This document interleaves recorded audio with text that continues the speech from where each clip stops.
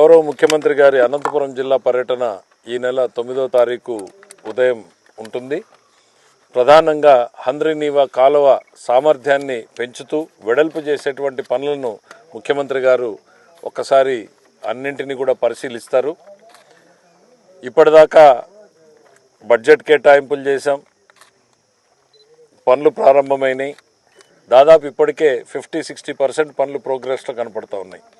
రేపు ముఖ్యమంత్రి గారు వచ్చి ఎప్పటి లోపల కంప్లైంట్ చేయాలి, ఏంటి, అనుకున్న ప్లాన్ ప్రకారం నడుస్తుందా లేదా అనేటువంటిది ఒక్కసారి క్షేత్రస్థాయిలో పర్యటన కోసం ముఖ్యమంత్రి గారు వస్తున్నారు.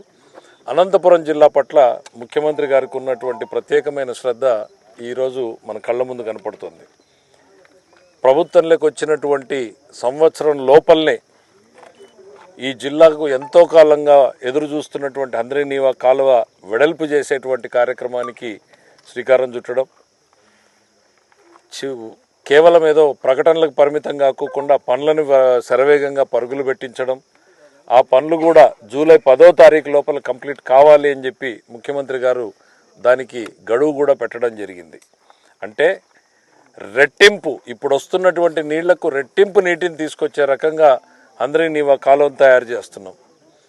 కేవలం ఒక పంపు హడావిడిగా ఎక్కడా స్ట్రక్చర్లు కట్టకుండా చిన్న చిన్న కాలువ, పిల్ల కాలువను తవ్వి ఒక పంపుతో చేస్తే 2014-19 మధ్యలో ఉమామహేశ్వరరావు గారు ఉన్నప్పుడు మన ఇరిగేషన్ మినిస్టర్గా ఉన్న రోజున మొట్టమొదటిసారి తీసుకొచ్చి ఎక్కడెక్కడ ఎంత ఖర్చు పెట్టాలి, ఏం వెడల్పు చేయాలి అని చూసి ఒక పంపుతో నడిచేదాన్ని 6 పంపులకు తీసుకెళ్ళినటువంటి ఘనత కూడా మాదే. ఇవాళ 6 పంపుల్ని 12 పంపులు అనుకుంటున్నాం.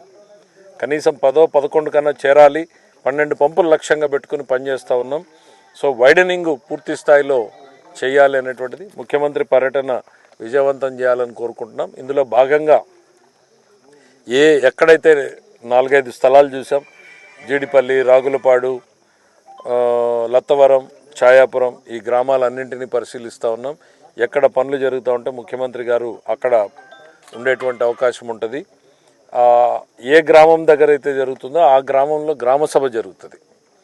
కేవలం గ్రామస్తులు మాత్రమే పార్టిసిపేట్ చేస్తారు ఆ గ్రామ సభలో.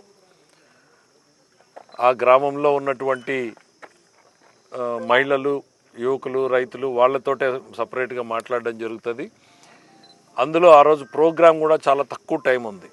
ఎంతో భారతదేశంలో ప్రతిష్టాత్మకమైనటువంటి హిందూ పేపర్ వాళ్ళు ఒక కాన్క్లేవ్ పెట్టారు బెంగళూరులో. మధ్యాహ్నం 2:30 నుంచి కాన్క్లేవ్ స్టార్ట్ అవుతుంది. ముఖ్యమంత్రి గారు 11 నుంచి 1 గంట, కేవలం 2 గంటలు పర్యటన, 2-2.5 గంటల పర్యటన సాగేటువంటి పరిస్థితి ఉంటుంది. చాలా మటుకు వస్తూ ఏరియల్ వ్యూలోనే కాలువ పనులన్నింటినీ కూడా చూసుకుంటూ రావడం జరుగుతుంది.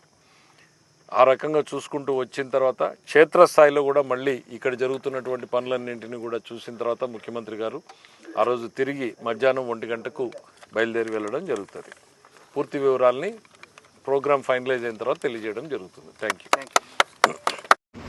హాయ్ ఫ్రెండ్స్, ఈ వీడియో మీకు నచ్చినట్లయితే నా ఛానల్ని సబ్స్క్రైబ్ చేసుకోండి, లైక్ చేయండి, కామెంట్ చేయండి, ఏమైనా సూచనలు ఉంటే ఇవ్వండి. అలాగే ఫేస్బుక్లో నా వాల్మీకి సుధాకర్ అన్న పేజ్ని ఫాలో అవ్వండి, నాకు సపోర్ట్ చేయండి. మరొక వీడియోతో మీ ముందుకు వస్తాను. నమస్తే.